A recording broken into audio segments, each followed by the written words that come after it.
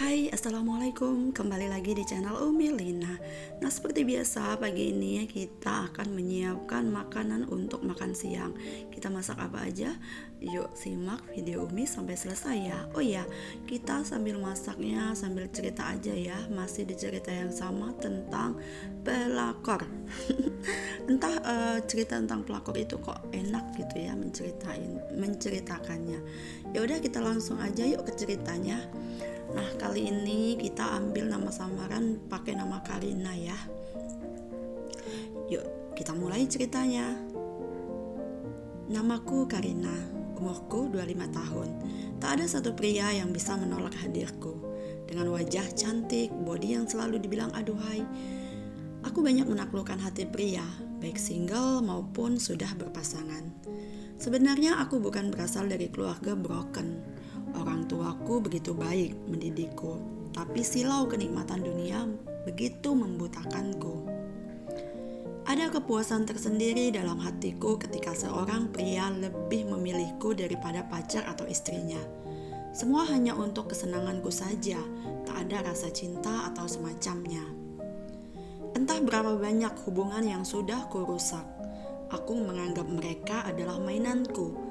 Dan aku begitu menikmati tangisan perempuan-perempuan itu, perempuan lemah yang mudah sekali menangis. Rangga, aku bertemu dengannya beberapa bulan lalu. Kami dalam naungan perusahaan yang sama. Hanya dia pegang cabang di sebuah kota, sedangkan aku di kantor pusat. Sosoknya membuatku begitu penasaran. Dia sama sekali tak menolehku ketika kami bersalaman pun. Dia hanya tersenyum santun, tak seperti yang lain yang suka menggodaku dan mengujiku. Pria ini bisa membuatku gila. Aku mencoba mendekatinya, tak ada reaksi darinya. Assalamualaikum sayang. Sayang, aku besok penerbangan paling pagi, tapi sekalian nunggu mama sama yang lain di bandara. Pesawatnya landing sekitar jam 10-an. I love you. Love you too. Kudengar Rangga menelpon seseorang sore itu, dan pembicaraannya seperti yang udah aku ceritakan tadi. Dia menyebut orang yang ditelepon itu dengan panggilan sayang. Hatiku semakin tertantang untuk menaklukkan pria ini. Meeting sudah selesai, kami sedang mengobrol bersama Bram dan Deki. Sesekali Bram menggodaku, Rangga hanya menyungging senyumnya. Aku perhatikan dengan seksama pria di depanku itu. Sangat tampan dan mempesona. Hatiku menjadi terlena. Ada yang mau kawin nih, goda Bram. Kulihat Rangga tersenyum-senyum malu. Manis sekali. Aku begitu terpana. Kapan nih pesta bujangnya? Seru Bram lagi. Apaan sih? Rangga kembali hanya tersenyum. Pesta dong men. Lo gitu banget. Nakal-nakal dikit sebelum diikat sama bini lo nanti. Deki ikut menimpali dengan kalimat seperti itu. Aku balik ke hotel dulu ya. Rangga yang hanya tertawa mendengar ucapan Deki dan berpamitan kembali ke hotelnya. Ayolah, sebentar aja. Ikutlah, cuma pesta kecil-kecilan. Kita-kita aja loh. Agak maleman ntar baliknya. Paksa Bram pada Rangga. Bersusah payah Bram mengajak pria itu untuk ikut bersama kami. Aku dan Bram memang sudah berencana pesta kecil-kecilan sampai kami tiba di sebuah villa. Sedikit pun dia tak melirikku. Gak ada yang bawa charger ya? Tanyanya setelah sholat maghrib. Santun banget, alim banget lagi. Membuatku semakin suka dan jatuh cinta. Kami semua menggeleng. Awalnya kami mengobrol biasa sampai Bram punya ide ingin mengerjai Rangga. Aku sudah cukup mabuk, sudah antara sadar dan tidak. Aku hanya tertawa-tawa melihat mereka. Dan pagi itu benar-benar di luar dugaanku. Aku tak mengira pria itu melakukannya dalam mabuknya. Sedikit pusing aku merasakan di kepalaku. Aku coba membuka mataku, entah bagaimana sampai aku bisa berada di kamar ini. Aku kaget bukan main, karena sosok yang masih tertidur itu Rangga, dan pakaianku sudah berserakan di lantai. Apa yang terjadi tadi malam, aku sama sekali tak mengingatnya. tapi aku mencium aroma kelelakian yang tak asing di hidungku. Aku menggoyangkan badan Rangga untuk membangunkannya. Aku tak tahu sudah jam berapa, tapi di luar sudah sangat terang sekali. Dan wajah Rangga pun langsung pucat melihat keadaan kami. Dia terlihat benar-benar shock. "Mas, apa yang kamu lakukan?" tanyaku. Tapi dia masih membisu. Aku sengaja pura-pura menyesali kejadian ini. Wajahnya terlihat bingung. Aku pura-pura menangis.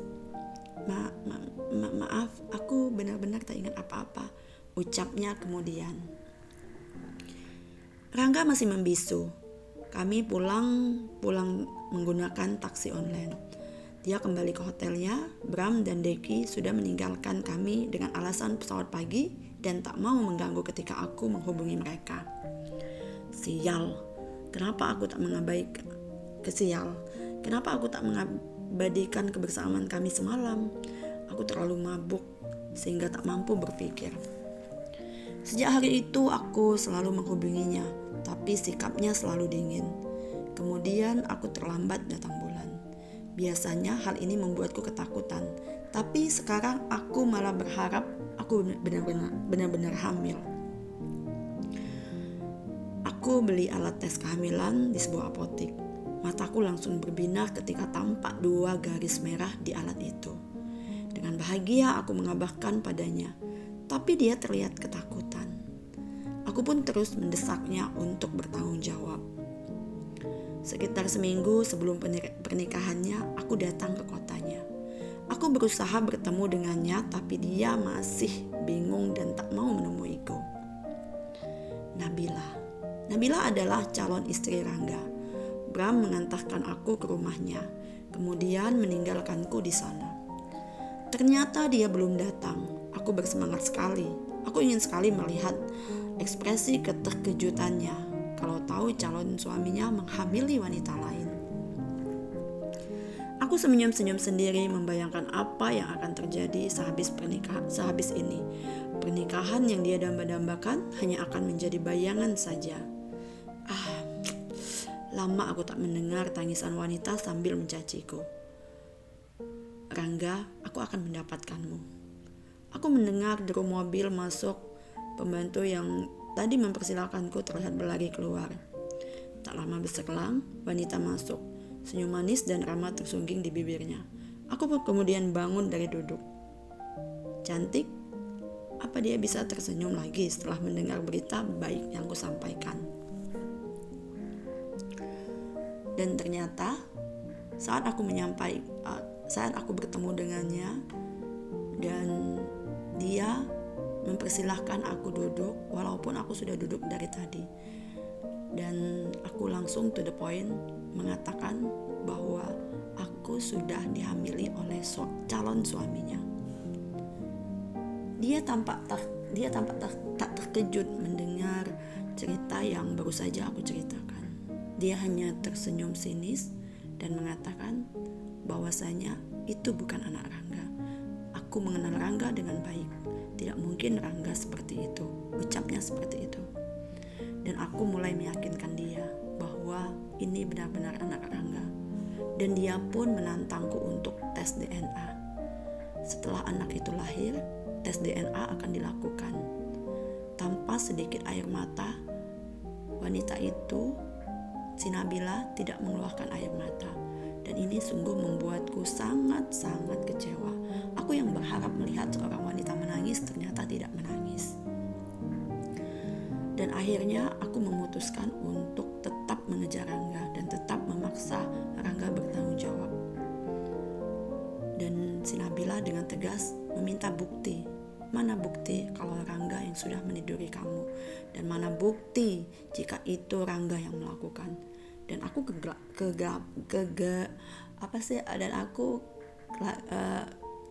gelagapan dan aku gelagapan untuk mengatakan bahwa bukti itu sebenarnya tidak ada, karena aku tidak sempat untuk mendokumentasi kejadian saat itu.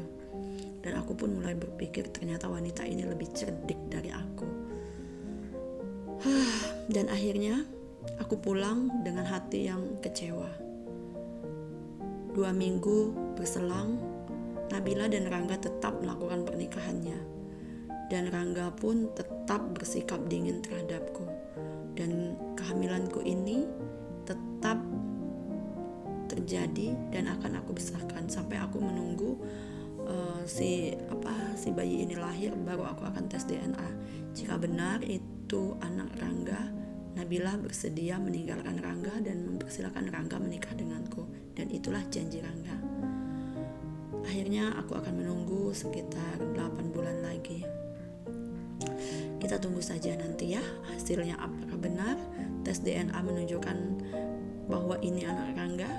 Kita lihat saja nanti ya.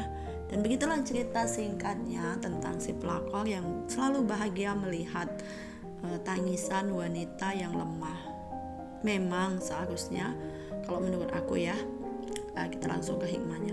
Seorang wanita itu jangan mudah menangis. Untuk apa menangisi pria yang sudah berselingkuh? Harusnya kita lebih tegar menghadapi masalah-masalah yang ada di hidup kita. Toh air mata juga tidak menyelesaikan masalah. Lebih baik kita berpikir jernih, menata hidup kita dan mengatur langkah apa yang akan kita ambil untuk kehidupan kita yang lebih baik. Oke, baiklah, demikianlah cerita singkat dan komen dari ceritanya sih sedikit. Ini kita lanjut masak ya teman-teman. Jika menyukai video aku, teman-teman bisa klik like dan share video ini. Oh iya, jika teman-teman ingin diceritain ceritanya, teman-teman bisa ketik di kolom komentar. Nanti akan aku kasih email, lalu teman-teman bisa kirim ke email aku ya.